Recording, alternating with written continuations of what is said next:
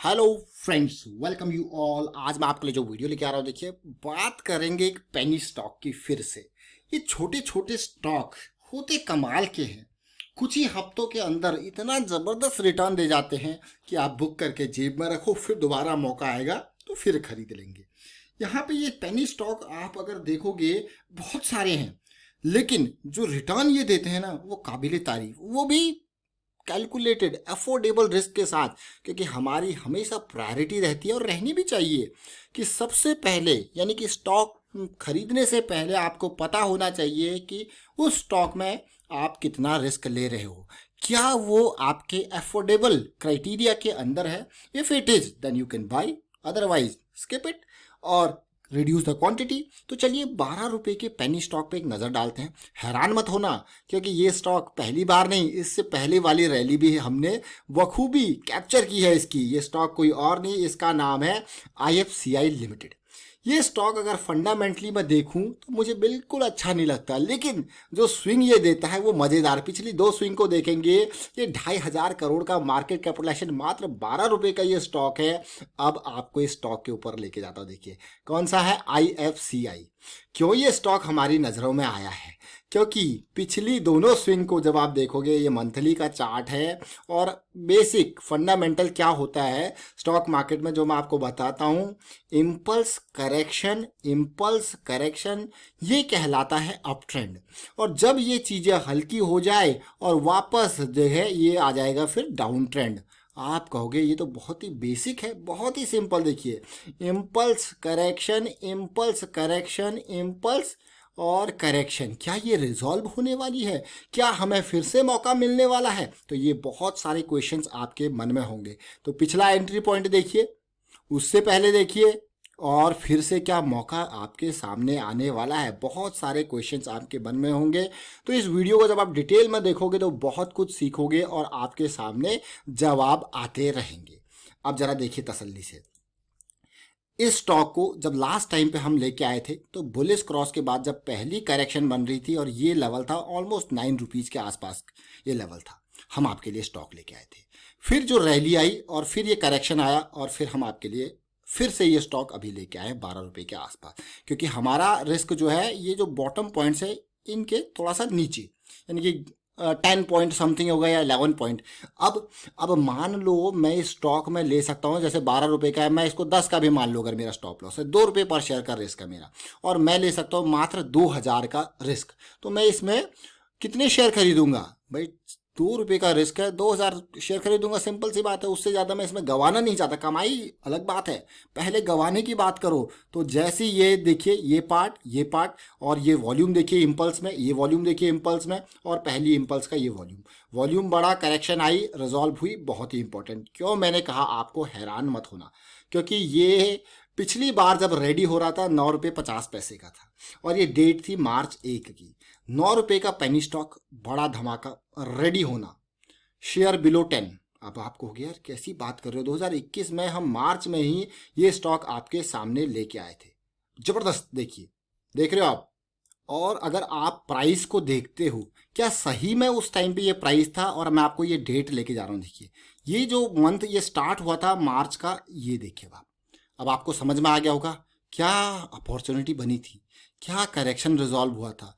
तो ये मौका आपके सामने बना, रैली आपके सामने आई, क्या फिर से उसी तरीके की अपॉर्चुनिटी है? तो सबसे पहले हमें देखना चाहिए कि वॉल्यूम बढ़ रहा है, तो थोड़ा सा वॉल्यूम बढ़ता हुआ दिखा है, अपॉर्चुनिटी आपके दरवाजे खटखटा रही है। लेकिन सबसे पहले रिस्क देखिए भाई, ये रिस्क मैनेजमेंट क्यों इंपॉर्टेंट होता है?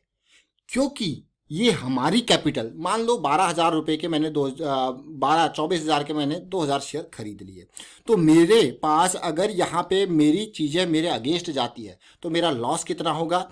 मेरा लॉस होगा मात्र और मात्र 2,000 का, और 22,000 मेरे पास फिर भी बचे रहेंगे। इसीलिए हम रिस्क मैनेजमेंट, यहाँ पे जब ये 9 रुपये 50 पैसे का था तो हमारे पास कितना रिस्क था? बहुत ही कम रिस्क था, मतलब 8 रुपये 50 पैसे के आसपास। और डीप कर रहे हैं तो 1.5 रुपये का रिस्क था, और गेन अगर मैं गेन की बात करूं तो फिर से आप हैरान हो जाने वाले हो, क्योंकि उस टाइम पे इसका टारगेट जो हमने अचीव किया करना था वो 15 से 16 के बीच में, यानी कि 9 रुपये से 16 रुपये तक। अब मान के चलो वहाँ पे भी अगर आपने खाली 2,000 रुपये खरीद लगाएगा, 2,000 शेयर्स खरीदे होते तो आपके 15-16 हज़ार के शेयर आते, और आपका प्रॉफिट कितना होता 16 के हिसाब से अगर मैं देखूँ यहाँ पे 15 से। और पुराना वीडियो जरूर देखें, तब तक प्राइस मूव नहीं हुआ था, ये मैं आपको कह रहा हूँ कि तब तक प्राइस मूव नहीं हुआ था। और परसेंटेज रिटर्न देखते हैं, यहाँ से देखिए परसेंटेज रिटर्न 9 से, ये देखिए ऑलमोस्ट 60% का रिटर्न। अगर मैं प्राइस की बात करूँ 9 से 10 मान लेता हूँ मैं, राउंड ऑफ करके 10 से 15, 5 रुपये पर शेयर का गेन।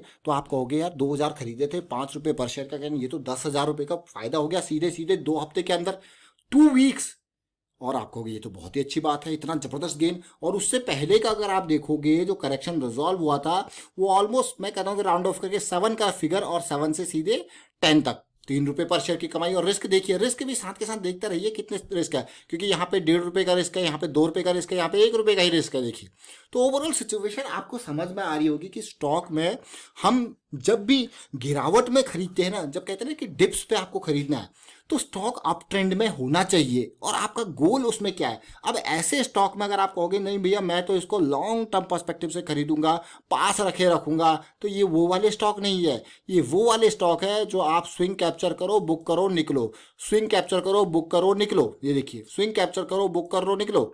और कितने टाइम, ये देखिए इतना टाइम, फिर आप अपना पैसा और जगह लगा सकते हो। आपका जो टारगेट था वो अचीव हो गया। और यहाँ पे भी अगर आप टारगेट देखोगे तो इनिशियल 16 के आसपास, और वहाँ पे कंसोलिडेशन देखने को मिल जाए तो और भी बढ़िया, क्योंकि बहुत इंपॉर्टेंट होता है ब्रेकआउट को पार करने के लिए कंसोलिडेशन। तो 16, उसके बाद अगली टारगेट ऊपर। और अब इसी को और छोटे टाइम फ्रेम में चलते हैं। क्या करेक्शन रिजोल्यूशन में, जैसे मैं कहता ना वीकली की करेक्शन है, तो डेली पे आपको जो स्ट्रक्चर देखने को मिलेगा ना, तो वहाँ पे सबसे पहले ट्रेंड चेंज होना जरूरी है। बदला नहीं बदला, देखिए जी हाँ बदल रहा है। 1 लो पॉइंट, 2 लो पॉइंट, 3 लो पॉइंट, यानी कि हायर लोज बनते जा रहे हैं, जो कि एक बहुत बढ़िया बात है। हायर हाइज बनते जा रहे हैं, बहुत बढ़िया बात है।